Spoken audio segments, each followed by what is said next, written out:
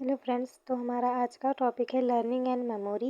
ये MSc first semester का topic है और सब्जेक्ट है इसमें एनिमल बिहेवियर। तो स्टार्ट करते हैं। इसमें साइनॉप्सिस देखते हैं। साइनॉप्सिस में है इंट्रोडक्शन, सेकेंड है definition of learning and memory, character of learning, meaning of memory, factor of memory, classification of learning, types of learning and memory, neural mechanism of memory, conclusion, reference. पहला देखते हैं introduction. पहला learning का introduction देखते हैं। Learning वह process है जो एनिमल लाइफ में अपना प्रभाव चिन्ह छोड़ देते हैं तथा एनिमल को इस योग्य बनाते हैं जो अपने इन्वायरमेंट के अनुसार अनुकूलित कर लेते हैं। लर्निंग एनिमल में पाए जाने वाला प्रॉपर्टीज़ है। यह प्रोसेस एनिमल को उसके अतीत और वर्तमान के अनुभव के आधार पर विभिन्न परिस्थितियों में बदलती है। लर्निंग के द्वारा ही एनिमल किसी स्थिति पर पॉजिटिव डिसीजन लेकर अपने को अभ्यस्त बनाते हैं तथा ये अभ्यास ही उनके लाइफ में स्थायी लक्षण के रूप में डेवलप होते हैं। फिर देखते हैं मेमोरी। फिजियोलॉजिस्ट के अनुसार मेमोरी एक सामान्य पद है जिसका तात्पर्य पूर्व को माइंड में इकट्ठा कर रखने की क्षमता से होता है। मेमोरी के दो पक्ष बनाए जाते हैं, पॉजिटिव एस्पेक्ट तथा नेगेटिव एस्पेक्ट। मेमोरी में पॉजिटिव एस्पेक्ट पूर्वानुभूतियों को याद करके रखना तथा नेगेटिव एस्पेक्ट उन अनुभूतियों को याद करके रखने की असमर्थता होती है। अतः यह कहा जा सकता है कि मेमोरी का पॉजिटिव एस्पेक्ट मेमोरिंग तथा नेगेटिव एस्पेक्ट फॉरगेटिंग की प्रोसेस है। सेकंड देखते हैं डेफिनेशन। लर्निंग बिहेवियर किसी एनिमल द्वारा अनुभवों के आधार पर सीखने से उत्पन्न होता है। यह बिहेवियर एनिमल द्वारा स्टेबल रूप से ग्रहण कर लिया जाता है। लर्निंग बिहेवियर जीवन के कुछ समय से लेकर जीवन पर्यंत तक बना रहता है। तीसरा है कैरेक्टर ऑफ लर्निंग। लर्निंग अनुभवों से प्राप्त अनुभूतियों के निष्कर्ष पर विकसित लक्षणों को व्यवहार में उतारने की एक बायोटिक प्रोसेस है। इसे निम्न विशेषताओं के माध्यम से विकसित किया जाता है। पहला है नए नए विज्ञापन हेतु सजग रखना। दूसरा है पिछले एक्सपीरियंस को स्मरण करते हुए अनुकूल आचरण करना। तीसरा है विस्मृति व अवांछित को भूल जाना। चौथा है उपलब्ध अनुभवों को क्रियाओं की सेंट्रल नर्वस सिस्टम स्थायित्व प्रदान करना। फिर चौथा है मीनिंग ऑफ मेमोरी। मेमोरी एक मेंटल प्रोसेस है जिसका आधार अर्जित अनुभव है और उनका पुनरुत्पादन परिस्थिति के अनुसार होता है। इसके द्वारा व्यक्ति अपने गत अनुभवों को वर्तमान चेतना में लाता है। यदि हम अपनी गत अनुभूतियों के बारे में सोचकर या उन्हें पुनः स्मरण करके मस्तिष्क में लाते हैं तो इस क्रिया को मेमोरी की संज्ञा दी जाती है। दूसरे शब्दों में पूर्व अनुभवों को अचेतन मन में संचित रखने और आवश्यकता पड़ने पर चेतन मन में लाने की शक्ति को मेमोरी कहते हैं। मेमोरी के संबंध में कुछ फिजियोलॉजिस्ट के विचार निम्नलिखित हैं। पहला, अकॉर्डिंग टू रीबेर्नो, अपने अनुभवों को संचित रखने और उनको प्राप्त करने के कुछ समय बाद चेतना के क्षेत्र में पुनः लाने की शक्ति होती है, उसी को मेमोरी कहते हैं। फिर है अकॉर्डिंग टू वुडवर्थ, जो बात पहले सीखी जा चुकी है उसे स्मरण रखना ही स्मृति है। फिर तीसरा है अकॉर्डिंग टू विलियम लेम्स, स्मरण किसी घटना अथवा तथ्य का ज्ञान है जिसके अतिरिक्त किसी अन्य चेतना के बारे में इस समय विचार नहीं कर रहे हैं, जैसा कि हम पहले विचार तथा अनुभव कर सकते हैं। फिर पांचवा है फैक्टर ऑफ मेमोरी। फिजियोलॉजिस्ट ने मेमोरी के निम्न तत्व बताए हैं। पहला है लर्निंग। मेमोरी का पहला अंग है सीखना। अकॉर्डिंग टू गिलफोर्ड, किसी बात को भली भांति याद रखने के लिए अच्छी तरह सीख लेना आधी से अधिक लड़ाई जीत लेना है। फिर है रिटेंशन। मेमोरी का दूसरा अंग है धारा। इसका अर्थ है सीखी हुई बात को मस्तिष्क से संचित रखना। हम जो सीखते हैं वह कुछ समय बाद हमारे अचेतन से चली जाती है। वहाँ यह इनएक्टिव स्टेज में रहती है। इस स्टेज में वह कितने समय तक स्टोर रहती है यह व्यक्ति की धारण शक्ति पर विशेष निर्भर करता है। फिर है रिमेम्बरिंग। स्मृति का तीसरा अंग रिमेम्बरिंग। पूर्व स्थापित अनुभवों को चेतना में लाने की प्रोसेस को रिमेम्बरिंग कहते हैं। फिर है रिकॉग्नाइजेशन। मेमोरी का फोर्थ एंड लास्ट अंग रिकॉग्नाइजेशन सबसे अधिक इम्पॉर्टेंट है। अच्छी मेमोरी वही मानी जाती है जिसमें सही ज्ञान का स्मरण किया जाता है। एग्जाम्पल, हम भागरा गए थे, वहाँ के सभी अनुभव यदि हम आज भी दोहरा लेते हैं तो वे सही निकलते हैं, तो इसे हम पहचानना कहते हैं। फिर है क्लासिफिकेशन ऑफ लर्निंग। लर्निंग एक सीखने एवं अनुभव के आधार पर उत्पन्न हुआ स्मरण है। यह प्रायः 2 टाइप के होते हैं। पहला है short term learning and long term learning. पहला देखते हैं शॉर्ट टर्म लर्निंग। इस प्रकार का बिहेवियर थोड़े समय के अनुभव से सीखा जा सकता है, परंतु एनिमल बहुत कम समय के लिए याद रख पाता है तथा रिस्पॉन्स करता है। फिर है लॉन्ग टर्म लर्निंग। इस प्रकार का बिहेवियर बहुत कम समय के एक्सपीरियंस से सीखा जाता है और इस प्रकार का बिहेवियर कई ईयर या आजीवन याद रहता है। फिर 7 देखते हैं type of learning and memory.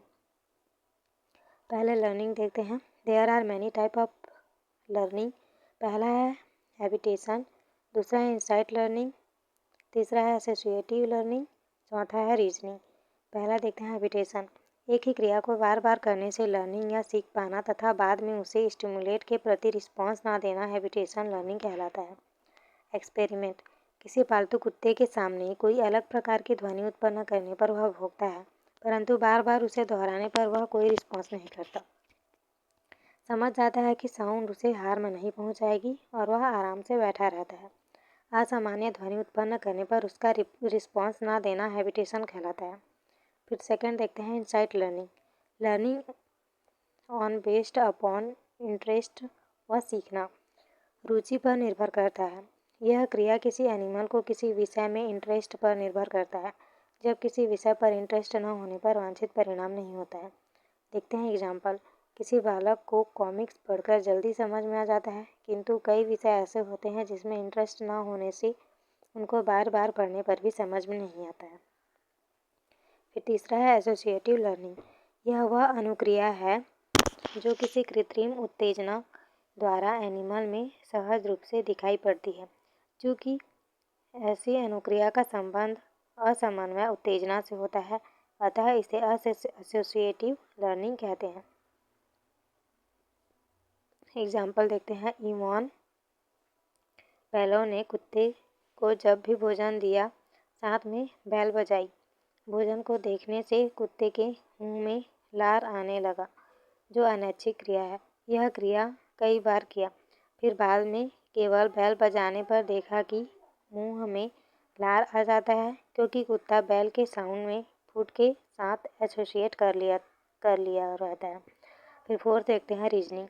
इस प्रकार के लर्निंग लॉजिक पर आधारित है, अपने विवेक के अनुसार कंडीशन से निपटने का प्रयास करता है। एग्जाम्पल देखते हैं। इस प्रयोग में एक चिंपांजी को बड़े कमरे में बंद कर दिया जाता है। उसकी छत में केला लटका दिया जाता है और एक कोने में 3 बॉक्स रख दिए जाते हैं। चिंपांजी भूखा था। जैसे ही उसकी नज़र केले पर गई, वह खुशी से उछल कूद करने लगा, लेकिन केला ऊंचाई पर होने पर यह बार बार प्रयत्न करने पर भी उसे निकालने में असमर्थ रहा। फिर एक चिंपांजी पिंजड़े में बंद है। पिंजड़े के ऊपर केला लटका देखा गया। चिंपांजी साधारण सीधा केला तक नहीं पहुंच सका तथा पिंजड़े में रखे डिब्बों को एक के ऊपर एक अरेंज किया और उसके बाद डिब्बे जो कार्टून था उस पर चढ़कर केला को आसानी से प्राप्त कर लिया। ये होता है रीजनिंग। अब नेक्स्ट देखते हैं memory. There are many types of memory. Immediate memory. जब बातों को तत्काल याद कर लिया जाता है और उनका पुनः स्मरण भी तत्काल हो जाता है, तो उसे मेमोरी को इमीडिएट मेमोरी कहते हैं। सेकेंड है परमानेंट मेमोरी। जब कोई याद की हुई चीज़ कुछ देर बाद याद आती है, तो उसे परमानेंट मेमोरी कहते हैं। परमानेंट मेमोरी में बातें स्थायी रूप से याद आती है। तीसरा है पर्सनल मेमोरी। जब व्यक्तिगत अनुभव को पुनः स्मरण किया जाता है, तो उसे पर्सनल मेमोरी कहते हैं। फिर चौथा है इम्पर्सनल मेमोरी। जिन बातों को व्यक्तिगत अनुभव के बिना याद किया जाता है, उस मेमोरी को इन पर्सन मेमोरी कहा जाता है। फिर पांचवा है रोट मेमोरी। जो वस्तुएं बिना समझ के याद की जाती है, उस मेमोरी को रोट मेमोरी कहते हैं। फिर है छठवां लॉजिकल मेमोरी। जिन वस्तुओं को अंतर्दृष्टि से सोच समझकर तार्किक चिंतन द्वारा याद किया जाता है, तो उस मेमोरी को लॉजिकल मेमोरी कहते हैं। सातवां है एक्टिव मेमोरी। जब वस्तुओं को सोचे समझे प्रयत्नों द्वारा याद किया जाता है तब उस मेमोरी को एक्टिव मेमोरी कहते हैं। फिर 8वां है पैसिव मेमोरी। जब बिना प्रयास किए चीज़ें याद आने लगे तो उस मेमोरी को पैसिव मेमोरी कहते हैं। फिर है फिजिकल मेमोरी। यदि बिना किसी ध्यान दिए आदेश मिलने पर काम किया जाए तो उस मेमोरी को फिजिकल मेमोरी कहते हैं, जैसे टाइप करना, साइकिल चलाना इत्यादि। Other type of memory. पहला है शॉर्ट टर्म मेमोरी। इसे हम टेम्परेरी मेमोरी भी कहते हैं। यह इंफॉर्मेशन को लगभग 2 से 30 सेकंड तक स्टोर करके रखता है। इसमें 5 से 9 यूनिट को याद रखा जा सकता है। एसटीएम को एलटीएम में सॉल्व करने के लिए चंकिंग प्रोसेस का यूज किया जाता है। इसमें नंबर के यूनिट को तोड़कर खंडों में याद किया जाता है। यहाँ पे एग्जाम्पल के लिए एक बड़ा सा नंबर है, उसको छोटा छोटा नंबर में बांटकर उसको याद किया जाता है। फिर सेकेंड है शॉर्ट टर्म मेमोरी। इसे इमीडिएट मेमोरी भी कहते हैं। यह 0 से 2 सेकेंड के लिए होता है, जिसमें नंबर के 11 से 16 यूनिट होते हैं, अर्थात इसमें मूल रूप क्षमता बड़ी किंतु अवधि कम होती है। ये 2 टाइप के होते हैं, यूजुअल आइकॉनिक तथा एडिटरी